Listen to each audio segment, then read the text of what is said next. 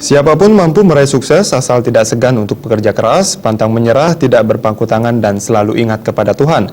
Demikian diungkapkan Bupati Bangli Madi Gianyar saat memberikan kuliah umum di kampus Mediterranean Bangli.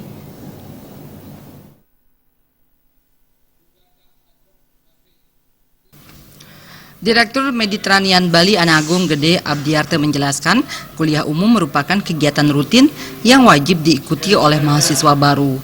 Kuliah umum kali ini diikuti 210 mahasiswa baru Mediterranean tahun pelajaran 2016-2017. Tema yang diusung kali ini adalah peluang dan tantangan dalam menyongsong MEA 2016. Melalui kuliah umum ini, mahasiswa akan memperoleh berbagai informasi tidak saja dari lembaga, tetapi juga praktisi dan birokrasi terkait peluang sekaligus tantangan yang mungkin akan dihadapi.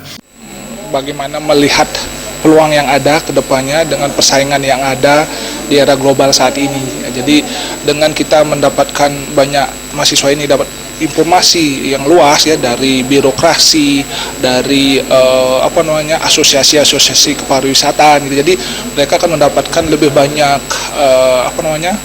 knowledge, informasi lah seperti itu, sehingga hal ini tentu akan menguatkan wawasan mereka untuk berkarir ke depannya.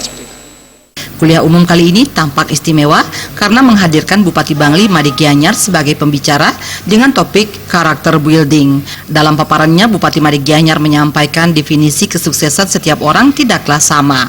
Namun kesuksesan tersebut dapat diraih oleh siapa saja asal tidak segan untuk bekerja keras, pantang menyerah, selalu ingat kepada Tuhan, dan pastinya tidak boleh arogan. Intinya adalah kerja keras, pantang menyerah, tidak putus asa, dan selalu ada harapan akan kemajuan. Nah, itulah yang langkah-langkah kiat-kiat untuk bisa sukses. Nak boleh berpangku tangan, warganya bekerja keras, pemerintahannya melayani dengan baik, tidak korup, maju dah.